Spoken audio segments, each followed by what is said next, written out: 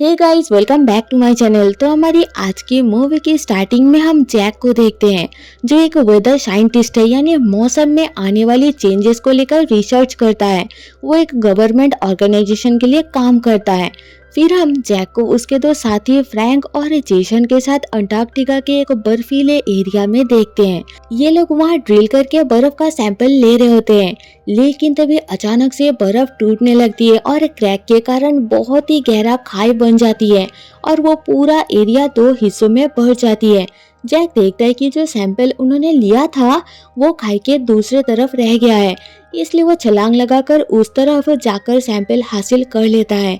लेकिन वापस आते टाइम बर्फ टूटने के कारण खाई के दोनों तरफ की दूरी और बढ़ जाती है। जैक हिम्मत करके छलांग लगाकर दूसरी तरफ पहुंचने की कोशिश करता है, लेकिन वो वहां तक पहुंच नहीं पाता और खाई में गिर जाता है। लेकिन जैक के साथी देखते हैं कि वो एक हुक के सहारे बर्फ के साथ लटका हुआ है। दोनों उसे जल्दी ऊपर खींच के बचा लेते हैं और वहां का नजारा देख के शॉक्ड हो जाते हैं। यहाँ से सीन शिफ्ट होती है और हम दिल्ली में जैक को एक कॉन्फ्रेंस अटेंड करते हुए देखते हैं। यहाँ ग्लोबल वार्मिंग को लेकर सभी देशों के गवर्नमेंट के बीच डिस्कशन चल रही थी। जैक सबको बताता है कि उसके रिसर्च के अकॉर्डिंग ग्लोबल वार्मिंग के कारण पिछले कुछ सालों में पृथ्वी के टेम्परेचर में काफी बदलाव आए हैं। अगर ऐसा ही चलता रहा तो आने वाले 100 सालों में बहुत सारे बर्फ के ग्लेशियर पिघल जाएंगे, जिससे पानी का लेवल बढ़ जाएगा। मौसम चेंज होने के कारण बड़े बड़े तूफान और बहुत बारिश होगी। नॉर्थ एरिया जहां बर्फ गिरता है वहां का टेम्परेचर काफी गिरेगा, जिससे पूरी दुनिया जम जाएगी और आइस एज होगा। कोई भी इंसान या जानवर बच नहीं पाएगा। हमें जल्दी कुछ करना होगा। लेकिन यूएस वाइस प्रेसिडेंट और उनके साथी जैक की बातों को बेसलेस मानते हैं, पर एक प्रोफेसर रैप्सन जो कि समुद्र को लेकर रिसर्च करते हैं, वो जैक की बातों से सहमत होते हैं। इसके बाद हम दिल्ली का मौसम देखते हैं, जो काफी तेजी से बदल रहा होता है। फिर हम प्रोफेसर रैप्सन को स्कॉटलैंड में अपने टीम के साथ देखते हैं, जो जैक की बातों को ध्यान में रखते हुए मौसम में हो रहे चेंजेस पर रिसर्च कर रहे होते हैं। दूसरी तरफ हम जापान टोक्यो का सीन देखते हैं, जहां अचानक से आसमान से बर्फ के बड़े बड़े टुकड़े गिर रहे थे, जिससे लोग काफी इंजर्ड होते हैं। इधर जैक अपने वाइफ लूसी को कॉल करके उनका हालचाल पूछता है, तो लूसी बताती है कि इस न्यू रिसर्च के कारण तुम हमें बिल्कुल टाइम नहीं देते। हमारा बेटा सैम ने एक कंपटीशन में हिस्सा लिया है जो न्यूयॉर्क में होगा। क्या तुम उसे टाइम रहते एयरपोर्ट पहुंचा दोगे? तो जैक वादा करता है कि वो सैम को जरूर एयरपोर्ट पहुंचा देगा। थोड़ी देर बाद जैक अपने बेटे को एयरपोर्ट पहुंचा देता है और वो अपनी दोस्त ब्रायन और लॉरा के साथ फ्लाइट से न्यूयॉर्क निकलता है। इन दोनों को भी कंपटीशन में हिस्सा लेना था। तभी तूफान के कारण जहाज तेजी से हिलने लगता है और सामान नीचे गिरने लगती है। सब बहुत ज्यादा डर जाते हैं। इस दौरान हम स्पेस में दो एस्ट्रोनॉट्स को देखते हैं, जो ऊपर से अर्थ को देख के हैरान होते हैं, क्योंकि अर्थ में बर्फ का बहुत ही भयानक तूफान आया है और अर्थ धीरे धीरे सफेद हो रही है। इधर रैप्सन को भी पता लगता है कि ओशियन के 3 जगह पर मौसम काफी तेजी से बदल रहा है। सैम अपने दोस्तों के साथ न्यूयॉर्क पहुंच जाता है और आसमान की तरफ देखने पर पता चलता है कि बहुत सारी पंछियों की झुंड वहां से कहीं दूसरी जगह पर जा रही है। पंछी ऐसा तभी करते हैं जब कोई खतरा आने वाला हो, इसलिए सैम को ये अजीब लगता है। फिर वो तीनों कंपटीशन अटेंड करने जाते हैं और फर्स्ट राउंड में अच्छा परफॉर्म करते हैं। इसके बाद इन्हें ब्रेक दिया जाता है और ये जेडी नाम का एक लड़के से मिलते हैं। इधर रैप्सन जैक को कॉल करके बताते हैं कि मैंने अपने रिसर्च से कंफर्म किया है कि तुमने दिल्ली कॉन्फ्रेंस में मौसम चेंज को लेकर जो भी बताया था वो सब सही था और जो चेंजेस 100 साल में आने वाले थे वो अभी हो रहे हैं। वो जैक को अपना डेटा फॉरवर्ड करता है, जिसे देख के जैक हैरान होता है और नासा का मीटेरोलॉजिस्ट चैनेल को कांटेक्ट करके बताता है कि हमें जल्दी से मेरे रिसर्च के अकॉर्डिंग मौसम की जानकारी देने वाली एक खास मशीन का मॉडल बनाना होगा, क्योंकि अर्थ कभी भी जम सकती है। हमारे पास अब ज्यादा टाइम नहीं है। लेकिन जेनेट उसे मना कर देता है। तभी लॉस एंजलिस में काफी बड़ा तूफान आता है, जिसमें आधे से भी ज्यादा लोग मारे जाते हैं। सब कुछ तबाह हो जाता है। जब अमेरिकन प्रेसिडेंट को इसका पता चलता है तो वो देश के सभी फ्लाइट्स को उड़ान भरने से रोक लगा देते हैं। ये न्यूज मिलते ही जैनेट समझ जाता है कि जैक सही बोल रहा था, सच में अलग अलग जगह पर हादसे हो रहे हैं। इसलिए वो जैक को मॉडल तैयार करने की परमिशन दे देता है और इसके लिए उसे 48 आवर्स की टाइम दिया जाता है। जैक अपनी टीम के साथ काम पर लग जाता है और 24 आवर्स लगातार काम करने के बाद उन्हें पता चलता है कि अगर जल्दी उन्होंने कुछ नहीं किया तो 6 से 8 हफ्तों के अंदर अर्थ तबाह हो जाएगी। तभी जैक को सैम का ख्याल आता है और वो उसे कॉल करके जल्दी वापस आने को कहता है। सैम बताता है कि सभी फ्लाइट बंद है, वो नहीं आ पाएगा। फिर जैक अब तक का सारा report US vice president baker को दिखाता है, लेकिन वो फिर से जैक के रिपोर्ट्स पर ध्यान नहीं देते। इधर रैप्सन मौसम को मॉनिटर कर रहा होता है। वो नॉर्थ का वेदर देखता है जहां बर्फ की तेज बारिश हो रही थी। स्कॉटलैंड में 2 हेलीकॉप्टर चलते चलते क्रैश हो जाते हैं क्योंकि उनका ब्लेड्स बर्फ से जम के काम करना बंद कर देती है और सभी लोग मारे जाते हैं।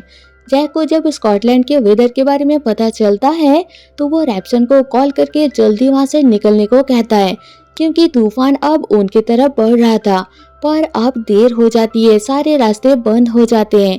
इसलिए रैप्सन जैक को आखिरी अलविदा कहता है और थोड़ी देर में वहां बर्फ का तूफान आता है जिसमें रैप्सन और उसका टीम मारे जाते हैं। इधर न्यूयॉर्क में तेज तूफान के कारण सैम, उसके दोस्त और काफी सारे लोग उस कंपटीशन वाली बिल्डिंग में फंस जाते हैं। उनका कंपटीशन बंद कर दिया जाता है और एक गार्ड उन्हें पब्लिक लाइब्रेरी में रहने का परमिशन दे देते हैं।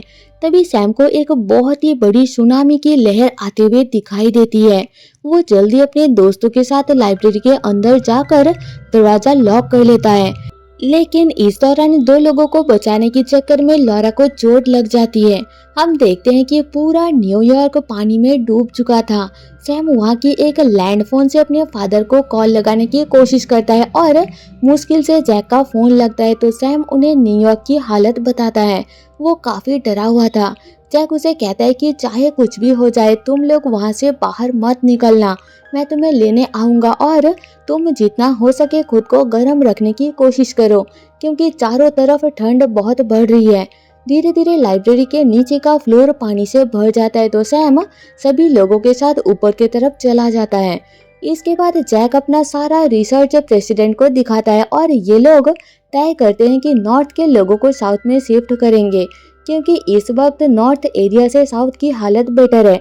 फिर जैक अपनी दोस्त फ्रैंक और जेसन के साथ न्यूयॉर्क अपने बेटे को बचाने निकल पड़ता है। इधर हम देखते हैं न्यूयॉर्क में टेम्परेचर गिरने के कारण जितना भी पानी था बर्फ में जम जाता है और वहां फंसे लोग बाहर का नजारा देख के हैरान होते हैं। लाइब्रेरी में फंसे कुछ लोग बाहर देखते हैं तो उन्हें पता चलता है कि काफी सारे लोग वहां से साउथ की तरफ जा रहे हैं, इसलिए वो भी उनके साथ जाने का डिसाइड करते हैं। सैम उन्हें रोकते हुए कहता है कि यहाँ से निकलना रिस्की होगा। मेरे फादर वेदर साइंटिस्ट है और उन्होंने कहा है कि टेम्परेचर और ज्यादा गिरने वाला है।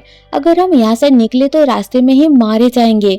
मेरे फादर हमें रेस्क्यू करने आएंगे, तब तक हमें यही रुकना चाहिए। लेकिन आधे से भी ज्यादा लोग सैम की बातों पर विश्वास नहीं करते।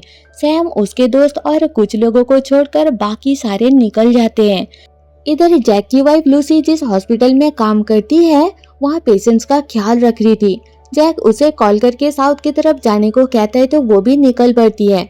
जैक और उसके दोस्त आगे बढ़ते हुए गाड़ी का इंजन खराब हो जाता है, इसलिए तीनों रस्सी से एक दूसरे के साथ बांध के पैदल ही आगे जाना शुरू कर देते हैं। इधर लाइब्रेरी के अंदर सैम और बचे हुए लोग खुद को गर्म रखने के लिए लाइब्रेरी के बुक्स जलाने लगते हैं। इसी दौरान हेलीकॉप्टर क्रैश होकर प्रेसिडेंट की मौत हो जाती है तो वाइस प्रेसिडेंट बेकर को प्रेसिडेंट बना दिया जाता है। जैक अपने दोस्तों के साथ न्यूयॉर्क तक पहुंच जाता है। यहाँ सारे बिल्डिंग्स बर्फ के नीचे आ गए थे। एक बिल्डिंग का कांच टूट के फ्रैंक नीचे गिरने लगता है, लेकिन रस्सी के कारण वो लटक जाता है। बाकी दोनों उसे बचाने की बहुत कोशिश करते हैं, लेकिन फ्रैंक खुद का रस्सी काट देता है ताकि उसके साथ उसके दोस्त भी ना गिर के मारे जाएं और उसकी मौत हो जाती है। लाइब्रेरी के अंदर लॉरा की हालत खराब होने लगती है क्योंकि उसके पैर की चोट फैलने लगी थी।